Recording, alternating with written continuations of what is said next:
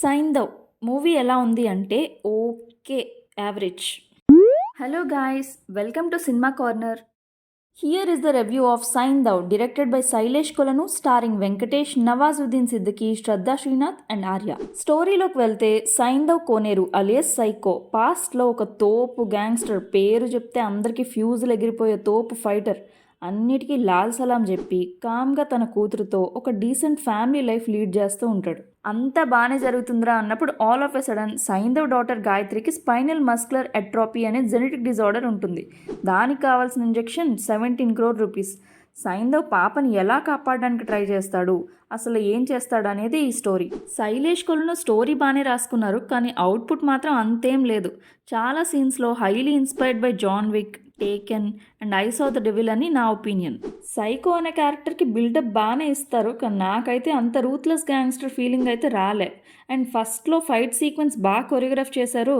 చాలా రోజులకి స్టార్ హీరోకి ఓవర్ యాక్షన్ ఫైట్స్ లేవురా అనుకుంటే నెక్స్ట్ వచ్చే ఫైట్ సీక్వెన్సెస్ అన్నీ సెన్స్లెస్. అసలు నాకు అర్థం కాదు, గన్స్ పట్టుకొని 10 మంది వస్తే ఒకడిని కొడుతూ ఉంటే మిగిలిన వాళ్ళంతా గన్స్ పట్టుకొని డ్యాన్స్ చేస్తూ ఉంటారా? మైండ్లో వీడిని ఎక్కడ కాల్చాలరా అని ఫైట్ కొరియోగ్రఫీ అని చేసుకుంటూ ఉంటారా ఏంటి? హీరో మెల్లగా ఒకడిని గాల్లోకి లేపి ఉయ్యాలూపుతూ ఉంటే గన్స్ పట్టుకొని వెనకాల నుండి చూస్తూ ఉంటారు, మళ్ళీ గన్స్ పట్టుకొని వెనక పరిగెడుతూ ఉంటారు. గన్ ఉండే దేనికి? దూరం నుండి కాల్చడానికే కదా. లాస్ట్ ఫైట్ అయితే ఇంకా మరీ ఘోరం. 2% కూడా బ్రెయిన్ యూస్ చేయకుండా కంపోజ్ చేసినట్టు నాకు అనిపించింది. అవతల విలన్స్ ఏమో మెషిన్ గన్స్ పట్టుకుంటే ఒక బుడ్డ పొటాటో గన్ వేసుకొని ఏం కాలుస్తున్నారు ఏంటో నాకైతే ఏం అర్థం కాలేదండి. Next cinematography by S Manikandan. Cinematography is fine, కొన్ని ప్లేసెస్లో అయితే చాలా బాగా అనిపించింది. మ్యూజిక్ అంత రికగ్నైజ్ చేసేలా ఏం లేదు. ఏదైనా మంచి ఎమోషనల్ సీన్లో పాటలు ఎందుకు పెడతారు అసలు? వెంకటేష్ గారు ఎమోషనల్ యాక్టింగ్ చూపించవచ్చు కదా.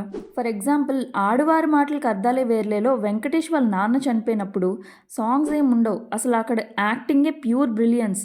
ఎందుకో సాంగ్స్ వల్ల పర్ఫార్మెన్స్ని ఫీల్ అవ్వలేకపోయామని నా ఫీలింగ్.